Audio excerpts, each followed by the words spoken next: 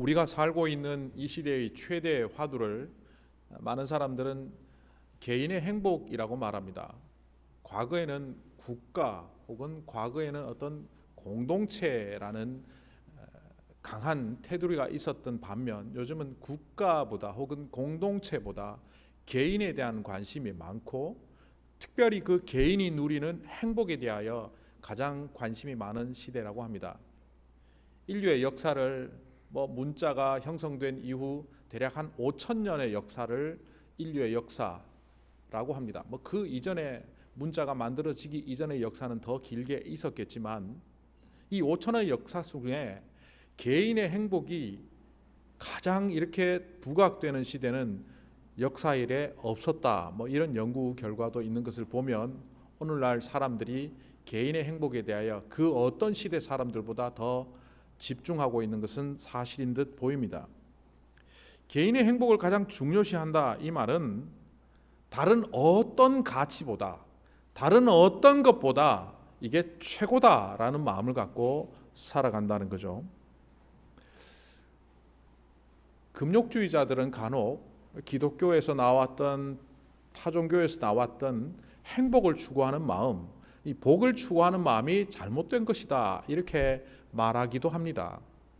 근데 저는 성경의 근거를 두고 볼 때 복받고 사는 것 자체가 잘못된 것은 결코 아님을 발견하게 됩니다.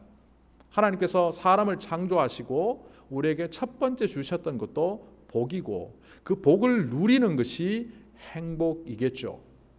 그렇다면 이 복과 행복은 하나님께서 우리에게 허락하신 것이니까 사람이 행복하려고 하는 마음 자체를 갖는 것은 결코 잘못된 것이 아니다 이렇게 결론 내릴 수 있습니다. 그런데 우리가 주목해야 될 것은 이 행복의 근거와 기준이 올바라야 한다는 겁니다. 여러분들은 어떻습니까? 여러분들의 행복의 근거를, 여러분들의 행복의 기준을 어디에 두고 있습니까? 단순화시켜서 말하기를 오늘날 이 시대 사람들의 행복의 근거는 세 가지다. 특히 이민자들은 요 세 가지다 이렇게 말을 합니다. 그 세 가지는 돈, 건강, 가족. 미국에 살고 있는 오래전에 이민 온 사람들도 가치를 평가해 보니까 세 가지입니다. 출세 성공, 돈 버는 것. 요거 한 카테고리.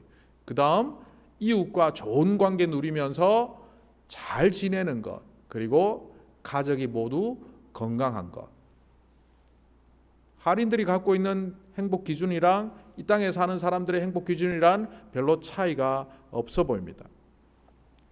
그런데 이런 기준들이 정말 제대로 된 기준이냐 하는 질문을 우리는 던져야 합니다. 먼저 결론부터 내리면 이런 기준들은 잘못된 기준입니다. 그 기준이란 말은 절대적이라야 합니다. 어떤 사람이 양복을 재단하는 데 있어서 A 양복점에서는 1cm가 이만큼이고 B 양복점에서는 1cm가 이만큼이고 그래서 천을 교환하는데 한 50cm만 천을 좀 잘라서 갖다 주세요 하니까 이만큼이니까 엄청난 큰 길이를 갖다 줬을 거고 그 받은 B 양복점에서는 당신 제정신이냐 이렇게 큰 걸 갖다 주면 어떡하냐 이렇게 만약 싸운다면 여러분들이 볼 때 왜 싸우냐 이유를 아시겠습니까? 기준이 잘못되었기 때문에. 기준이나 근거라는 말은 절대적이라야 합니다. 그렇다면 돈이, 건강이, 우리의 성공이, 우리의 행복의 기준이 되려면 성공한 사람은 무조건 행복해야 되고 돈 있는 사람은 무조건 행복해야 되고 건강한 사람은 무조건 행복해야 됩니다. 그런데 우리가 건강할 때 별로 행복한 적이 없죠. 건강을 잃고 그리고 다시 회복했을 때 그 건강이 소중한 것은 알지만 돈 많이 벌었다고 다 행복할 것 같으면 이 땅에 부자가 인생의 목표라 해야 되겠지만 부자들도 거반입니다. 그러니까 이런 것들은 결국 행복의 기준이 될 수 없고 어떤 필요 요소는 될 수 있을지 몰라도 절대적인 기준은 될 수 없다는 것을 알고 있음에도 불구하고 많은 사람들은 이런 잘못된 기준과 근거를 두고 행복을 말하고 있습니다. 그러다 보니 우리가 누리는 행복은 또 우리가 추구하는 행복은 가짜인 게 되는 겁니다. 예수님의 비유 속에 나오는 이야기 있죠. 어떤 사람이 집을 지을 때 어디다 지으라고 말합니까? 모래 위에 지으라고 합니까? 반석 위에 지으라고 합니까? 모래 위에 지은 집은 물나고 창수나면 홍수나면 그대로 무너집니다. 예수님의 비유 속에 반석 위에 지은 집은 그 근거가, 그 베이스먼트가 분명하기 때문에 물나고 창수나도 절대로 무너지지 않는 집이라고 합니다. 행복하기를 애쓰십시오. 그러나 그 행복을 받쳐주는 기준이나 근거가 올바른지 아닌지를 늘 살펴봐야만 진정한 행복을 누릴 수 있다는 것도 분명히 아셔야 합니다.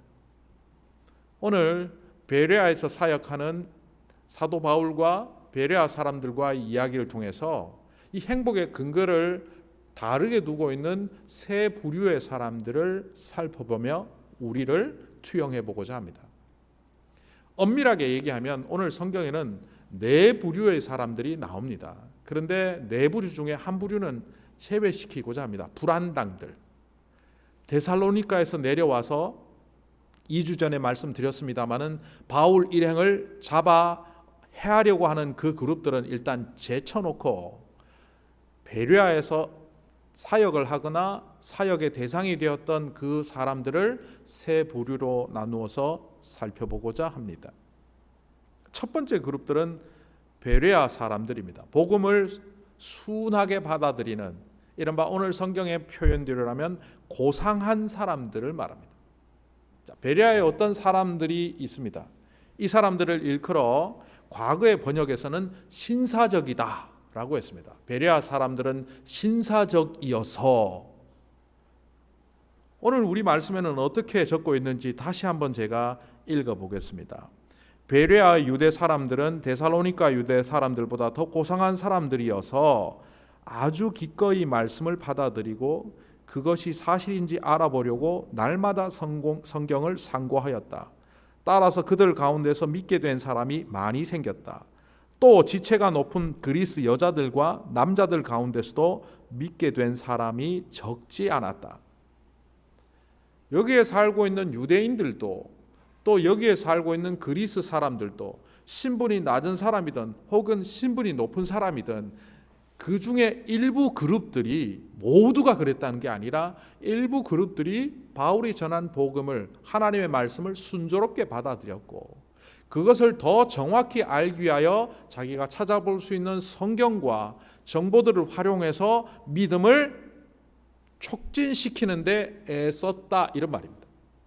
그러니까 고상하다, 신사적이다 뭐 이런 말은 상징적으로 묘사되었지만 제가 앞에서 열거한 것처럼 기꺼이 말씀을 받아들였고 성경을 상고하며 바울의 말씀이 맞다는 것을 스스로 발견하는, 묵상하는 사람들이었고 일반인들은 물론이고 지체가 높든 지체가 낮든 그런 것 따지지 않고 옳은 것은 옳은 것이라고 여기는 사람들이라는 겁니다.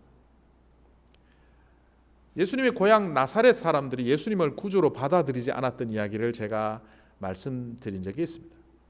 성경에 왜 그들이 안 받아들였을까?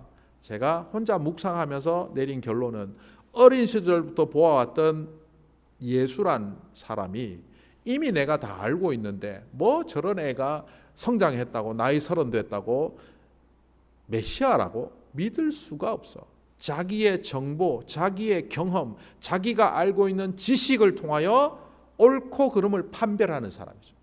아무리 예수님이 옳은 이야기를 하더라도 아무리 예수님이 진리를 선포하시고 메시아임을 하나님의 말씀을 선포하더라도 그들은 받아들이지 않았습니다. 반면 이 베레아 사람들은 어떻습니까? 유대인이든 그리스도인이든 신분이 낮든 높든 고위직에 있든 내가 어떤 자리에 있든지 그거와 상관없이 바울이 전한 하나님의 말씀을 하나님의 말씀으로 받아들이는 사람들이 있었다는 겁니다. 자, 이들의 경험 속에, 이들의 지식 속에, 이들의 정보 속에 어떤 것이 있을까요?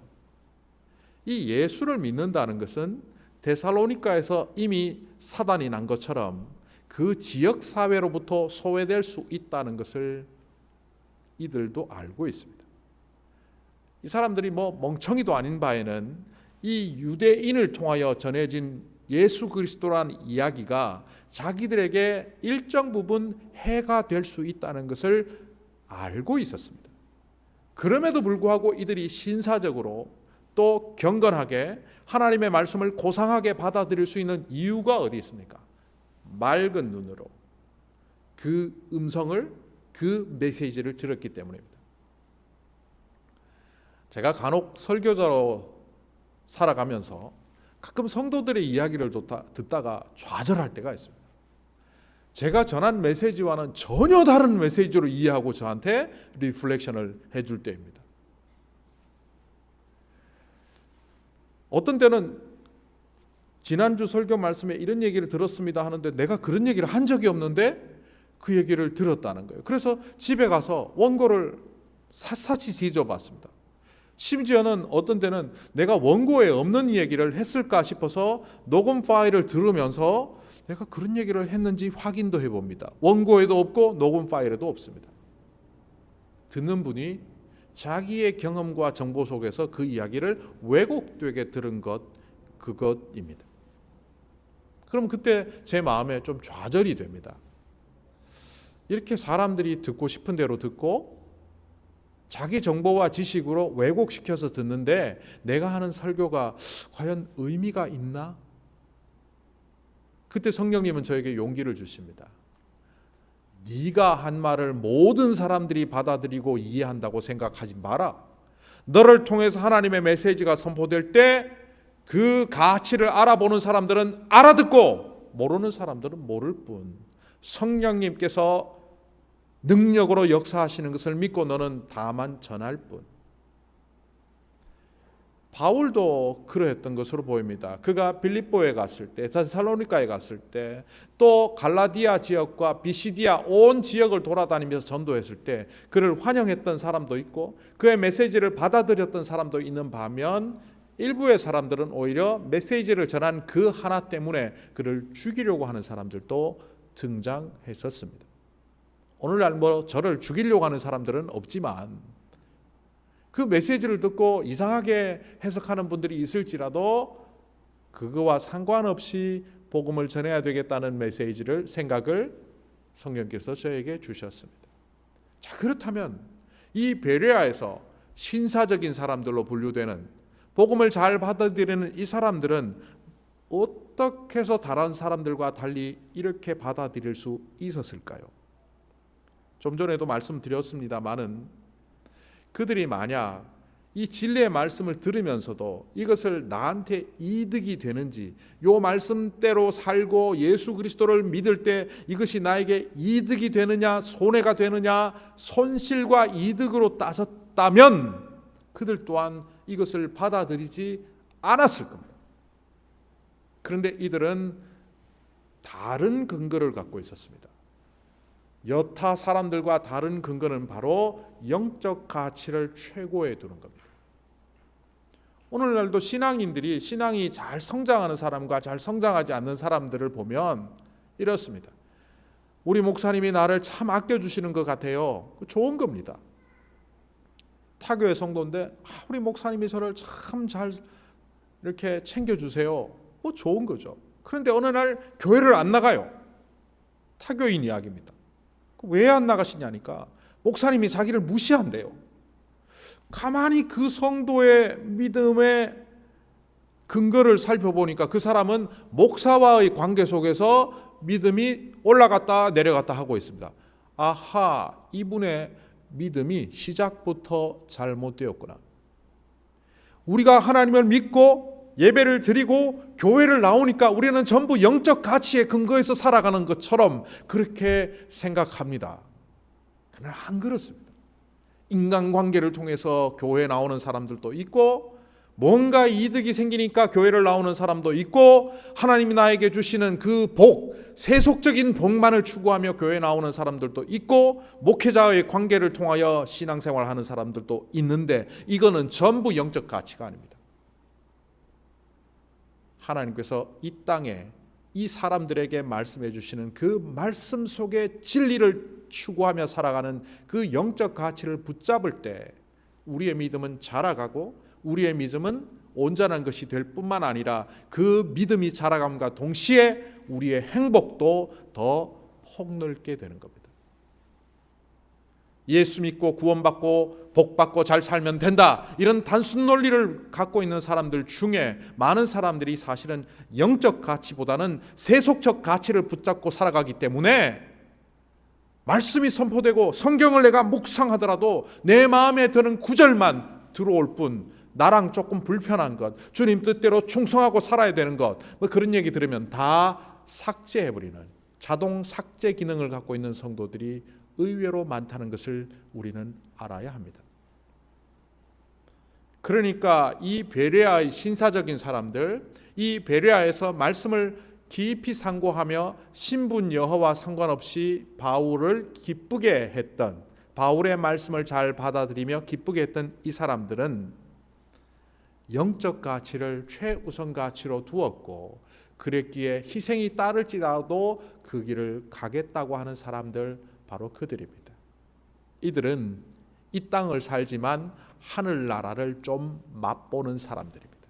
제가 이렇게 말하는 이유가 있습니다. 이들은 적어도 우리가 이 정도 되어야 되는 수준이지, 이 베레아의 신사적인 사람들이 우리의 신앙의 목표는 절대로 아닙니다. 적어도 이 정도는 돼야죠. 그러니까 맛은 본다고요. 하나님 나라를 이 땅에서 맛 정도 보는 삶을 사는 사람들이 이 부류입니다. 행복이 영적 가치를 가장 최상위 레벨로 놓고 살아갈 때 그래도 이 땅에서 우리가 쓰러지고 원망도 하고 절망도 하지만 하나님 나라도 가끔은 맛볼 수 있다. 이게 첫 번째 부류의 사람들입니다. 이 사람들을 더 명쾌하게 설명하면 이들은 자기들이 길을 만들어가는 사람들이 아니라 만들어 놓은 길을 따라가는 사람들입니다. 두 번째 부류의 사람들은 또 다른 베레아 사람들, 제가 이름 붙이기를 어둠의 자식들이라고 붙였습니다. 오늘 말씀 후반부에 보면 데살로니가의 유대인들과 그들이 고용한 사람들이 몰려온 것으로 보입니다. 그냥 데살로니가에서 유대인들만 온 것이 아니라 바울과 거기에 있는 실라와 디모데를 해하려고 하는 사람들이 왔다는 것을 알 수 있습니다. 그리고 그들의 주 타겟은 바울입니다. 지난번에도 말씀드렸지만 데살로니가에서 사역을 잘 했습니다. 그래서 거기에서 많은 사람들이 예수님을 영접하는 사건이 있었습니다. 3주간의 그의 사역을 통하여 데살로니가 교회도 세워졌습니다. 많은 사역자들이 나왔습니다. 그런데 유대인들이 법적으로 그들을 고소해서 처리하려고 했다가 그것이 안 되니까 결국은 불안당들을 고용을 했고, 그 불안당들을 제가 그때 청부업자들, 살인업자 내지는 청부 깡패들이라고 말했습니다. 그들을 통하여 이들을 해하려고 하니까 데살로니가 성도들이 밤에 그들을 도피시켰습니다. 그때 디모데는 놔두고 실라와 바울을 급히 베레아로 피신을 시켰습니다. 오늘 말씀에도 나오지 않습니까? 베레아에 가서 사역을 하다가 이 베레아에서 복음 사역이 잘 되고 있을 즈음에 데살로니가에 있는 그 불안당들과 유대인들이 그 소식을 듣게 되고 쳐들어옵니다. 이게 얼마나 위기였는지 이제는 실라도 내버려 두고 바울 혼자 야반 도주하듯이 빠져나가게 합니다. 베레아 성도들이 바울 선생님 도망가셔야 됩니다. 여기 있다가 당신 죽습니다. 그래서 어떻게 가느냐, 베레아에서 아테네로 육로를 통해서 하는 것이 아니라 바닷가로 가서 배 타고 가서 이렇게 우회하는 해로를 통해서 도피하는, 그러니까 그들이 육로로 추적할 것을 피하기 위함이죠. 얼마나 상황이 급박한지를 보여주는 모습들입니다. 자, 그런데 여기서 질문을 던집니다. 데살로니가 사람들이 어떻게 베레아에서 바울이 복음을 전했다는 사실을 알았을까요? 거기에서 야반 도주하듯이 빠져나왔기 때문에 흔적을 남기지 않았고, 야손과 그 추종하던 바울을 돕던 사람들도 일절 입을 다물었을 것이 분명한데 어떻게 데살로니가 사람들이 베레아에서 사역하고 있는 것을 알았을까요? 이 거리는 80km입니다. 그 사람들이 바로 어둠의 자식들이 그 역할을 했다. 저는 그렇게 봅니다. 요한복음 11장에 보면요, 나사로가 부활하는 장면이 나옵니다. 예수님께서 나사로를 살리시는 그 장면을 보고 많은 사람들이 하나님께 영광을 돌렸는데, 그 나사로가 부활하는 장면을 목격한 사람들 중에 일부가 희한한 행동을 취하는데, 그것이 요한복음 11장 45절부터 53절 사이에 나옵니다. 제가 그것을 축약해서 한번 읽어보겠습니다. 마리아에게 왔다가 예수께서 하신 일을 본 유대 사람들 가운데서 많은 사람이 예수를 믿게 되었다. 장례식에 참석했던 사람들이 나사로 살아나는 거 보고 예수님을 믿었다는 그 말입니다. 그러나 그 가운데 몇몇 사람은 바리새파 사람들에게 가서, 예루살렘에 있는 바리새파 사람들에게 갔다는 겁니다. 예수가 하신 일, 나사로를 살리신 일을 그들에게 알렸다. 그래서 대제사장들과 바리새파 사람들은 공회를 소집하여 말하였다. 그리고 건너뛰고 53절, 그들은 그날로부터 예수를 죽이려고 모의하였다. 내용을 조금 풀이해보면 이런 겁니다. 예수님이 나사로를 살리는 그 장면을 보고 많은 사람들이 하나님께 영광을 돌리고 예수님을 믿었는데, 그 일부 사람들은 이거 큰일 났다. 이게 죽은 사람이 살아났던, 아니면 조작에 의해서 살아났던 이 수많은 사람들이, 베다니아의 사람들이 예수를 추종하고 이 소문이 예루살렘으로 들어가게 되면 이거 이제 큰일 났다. 이것이 파급되기 전에 빨리 공회를 소집해서 예수를 잡아들이고 죽이든 뭔가를 해야 된다라고 가서 알린 겁니다. 그리고 공회는 모였고 그날부터 예수를 죽이려고 작전에 들어갔다. 사람이 살아나는 모습을 보고도, 그 엄청난 하나님의 사건을 보고도 그들의 머릿속에는 뭐가 들어갔습니까? 당리, 당략. 자기 편이 이것이 유리해질까 불리해질까, 내가 서 있는 내 그룹 안에서 이 사건이 과연 득이 되나 실이 되나, 따져보니 실이라고 생각됐고, 하나님의 사건이든 말든 죽은 사람이 살아났든 말든 이것은 빨리 저 주동자를 없애는 것이 옳다고 판단했기 때문에 그들은 다름질하여 예루살렘으로 달려갔던 겁니다. 베레아에 있던 일부 사람들 중에 바울이 복음을 전하는 것을 그 현장에서 목격한 사람들이 있었습니다. 고상하고 신사적인 사람들은 그것을 받아들이며 예수를 믿었던 반면, 이들은 이대로 놓아두어서는 안 되겠다고 더 큰 도시인 데살로니가의 회당으로 달려가 이 무리들에게 결국 고자질을 했고, 그 결과 80km가 넘는 이 거리를 결국 무리를 이끌고 오게 된 겁니다. 이 상황이 얼마나 급작스러웠는지 베레아 성도들은 가이드를 하나 붙이고, 바울 선생님 길을 잘 모를 테니까 일단 여기에 있는 실라와 디모데는 목표가 아니니까 우리가 잘 숨길 테니까 도망가십시오. 바다로 가십시오. 배를 구해서 바다로 가는 그 중에 가이드가 그것을 잘 아테네까지 모시고는 그 사람이 다시 베레아로 돌아왔다는 이야기가 오늘 끝절에 있지 않습니까? 이 파국을 만든 사람들이 누굽니까?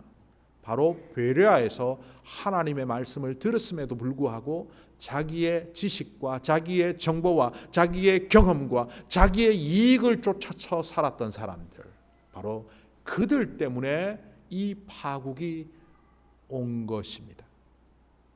결국 이들은 영적 가치에 대한 관심은 없고 오로지 육신의 가치만을 붙잡고 살아가는 사람들입니다. 이 세상의 행복의 근거는 오직 사람들을 통해서만 올 수 있다고 믿는 사람들입니다. 하나님, 보이지도 않는 하나님, 그게 뭐가 중요해? 복음, 하나님 나라를 이 땅에 세우고 하나님 나라에 들어가는 것, 그가 뭐가 중요해? 돈이면 되고 권력이면 되고 성공이면 되지. 내가 지금 누구 뒤에 줄 서야 되는 거 뻔하지 않아? 바울 뒤에 줄 섰다가 같이 죽으라고? 예수님 믿고 구원받으라는 말을 그들은 바울 뒤에 줄 서라는 말로 들었을 것이고, 정치적으로 해석했을 것이고, 영적 가치는 관심도 없고 육적인 가치만 바라보다 보니 바울은 그들의 정적에 불과하다는 것을 생각하게 된 겁니다. 가룟 유다가 예수님을 배반한 이유가 어디에 있습니까?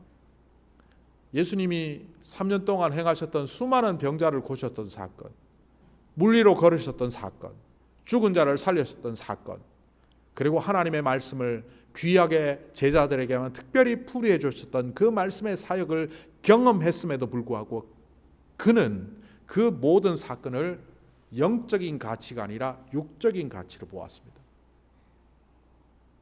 그래서 결국 그는 예수님을 배반할 수밖에 없었습니다. 교회 안에도 모든 사람들이 영적인 가치를 붙잡고 앉아있다고 생각할 수가 없습니다. 좀 전에도 이미 말씀드렸지만 혹시 여러분 마음속에 이 육적인 가치가 행복의 근거가 되고 여러분 삶의 근거가 되면 어느 순간 위기가 찾아왔을 때 여러분은 예수님을 배신할 수 있는 사람입니다. 혹 이런 말을 듣고 저 목사가 주일날 교인을 축복해야지 교인 보고 배신자라니, 이렇게 듣지 마십시오. 우리는 언제나 주님을 배신할 수 있는 배신자입니다. 하나님이 우리를 용서하시고 그 은혜 가운데 늘 초청해 주시는데 그 초청에 응하느냐 응하지 않느냐가 결국 우리를 배신하느냐 안 하느냐를 만들어가는 거죠. 세 번째 부류의 사람들은 바울과 그 일행들입니다. 저는 이들을 원망하지 않는 사람들이라고 했습니다. 첫 번째 그룹의 사람들은 신사적인 사람들, 두 번째 사람들은 어둠의 사람들, 세 번째 사람들은 원망하지 않는 사람들. 사실 베레아는 바울의 전도 여행의 계획에 없던 도시입니다. 도망가다 보니 안전하게, 비교적 크기도 크지 않고 또 안전하게 보호될 수 있는 곳이라고 해서 데살로니가 사람들이 그곳으로 보냈는데, 남쪽으로 80km 떨어진 곳, 이른바 마게도니아의 가장 끝에 있는 성읍입니다. 그러니까 바울은 여기를 전도할 계획을 안 넣었던 것으로 보입니다. 그런데 계획하지 않은 곳에 가서 바울은 복음을 전하고 있습니다. 앞에서도 쭉 설명드렸지만 이 상황 자체가 굉장히 급박하게 돌아가고 있습니다. 이런 가운데에서도 바울은 쉬지 않고 이 도성에서도 복음을 전합니다.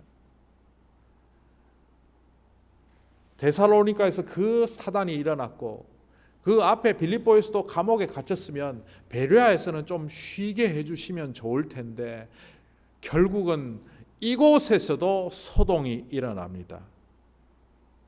이 소란의 주 원인으로 바울이 지적되었고, 그런 10절에 나오는 것처럼 결국 도망가게 됩니다. 14절에 나오는 것처럼 결국 바닷가 길을 통하여 도망가게 됩니다.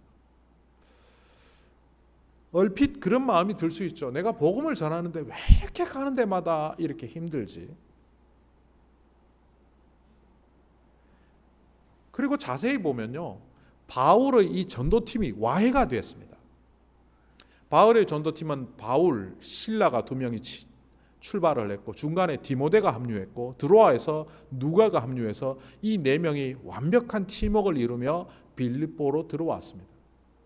데살로니가에서 일어난 그 소란 중에 한 명이 탈락을 했는데요, 이거는 타이에 의해서 탈락한 것으로 보입니다.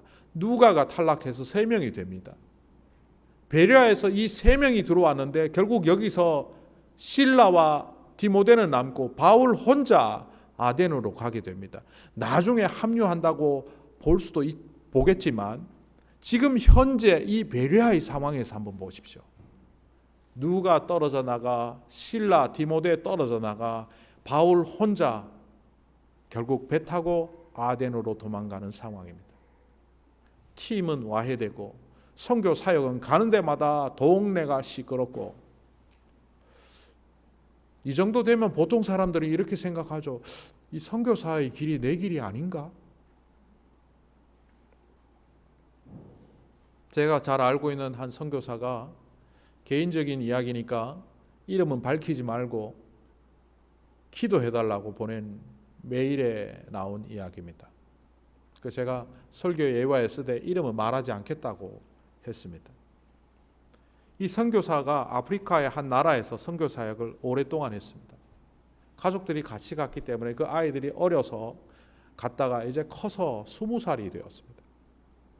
이 딸이 20살이 되어서 얼마나 예쁜지 선교지에 늘 기쁨이라고 했는데 강도가 들어 20세 된 딸이 칼에 맞아 죽었습니다.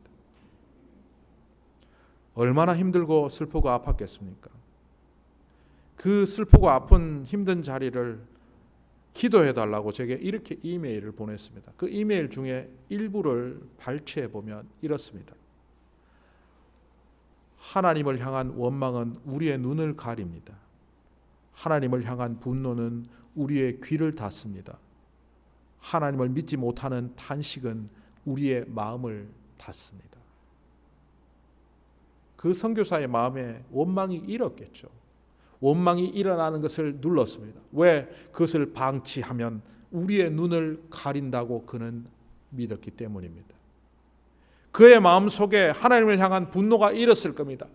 하나님, 내가 선교지 와서 이 어린아이들을 희생시켜가며 이렇게 선교하는데 20살이 된 딸이 칼에 맞아 죽다니요. 그런데 그 분노가 하나님을 향한 귀를 닫는다고 알았기 때문에 그는 그 분노를 내려놓았습니다. 그리고 내 인생이 이게 뭔가 하는 탄식이 일어났을 겁니다. 그런데 이 선교사는 그 탄식은 하나님을 믿지 못하는 탄식이요, 그 탄식이 하나님을 향한 우리의 마음을 닫는다는 사실을 알았기 때문에 그는 원망도 분노도 탄식도 내려놓으며 그의 상황을 위하여 기도해 달라고 부탁을 한 겁니다. 바울과 그 일행들을 보십시오. 그들이 이럴 수 있는 이유가 어디 있을까요? 저와 친한 이 아프리카 선교사는 마지막에 이렇게 말을 했습니다. 딸의 죽음 속에서도 하나님 나라를 전할 수 있는 이유는 우리 모두는 결코 죽을 수 없고 영원히 사는 부활의 존재임을 믿기 때문입니다. 목사님, 이 믿음이 저에게서 강하게 서도록 기도해 주십시오.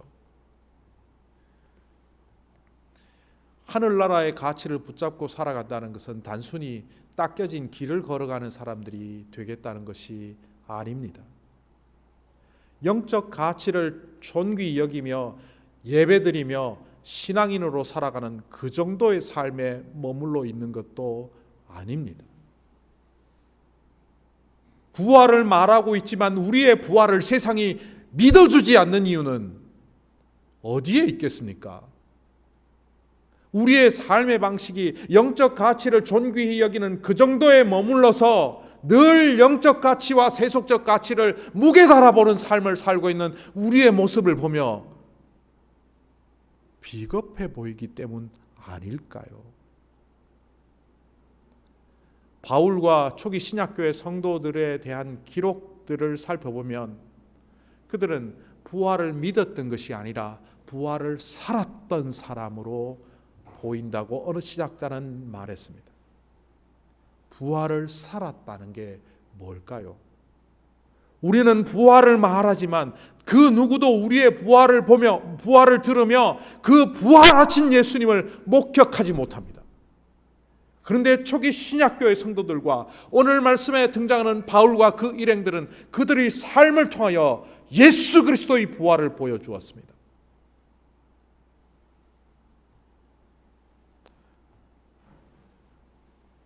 제가 좋아하는 시인이 있습니다. 이 시인의 쓴 시의 일부를 제가 읽을 텐데요. 오늘 이 말씀의 매듭과 연결되어 있어서 한번 들어보시기 바랍니다. 정호승 시인의 봄길이라는 시입니다. 길이 끝나는 곳에서도 길이 되는 사람이 있다. 스스로 봄길이 되어 끝없이 걸어가는 사람이 있다. 사랑이 끝난 곳에서도 사랑으로 남아있는 사람이 있다. 스스로 사랑이 되어 한없이 봄길을 걸어가는 사람이 있다. 우리는 길을 따라가는 사람들이 아니라 길을 만드는 사람들이 되어야 합니다. 그래서 주님은 우리에게 이렇게 말씀하십니다. 내가 걸어간 그 길을 따라오라 라고 말씀하시기보다는 자기의 십자가, 우리 각자의 길의 십자가를 지고 주님을 따르라는 겁니다. 주님께서 주님의 십자가를 지고 따라감으로 이 땅에 구원의 길을 열어놓으셨는데, 너희는 비록 힘들고 어렵지만 단순히 만들어 놓은 길을 걸어가는 사람이 아니라 너희 삶의 여정 속에서 하나님과 동행하는 새로운 길을 열므로 우리의 이웃들이, 우리의 가족들이, 우리의 자녀들이, 우리의 다음 세대가 우리를 보며 예수 그리스도의 부활을 목격할 수 있는 증인이 아니라 증거가 되라고 주님은 우리에게 자기 십자가를 지고 따르라고 하셨습니다. 행복한 삶을 사는 것은 누구에게나 필요합니다.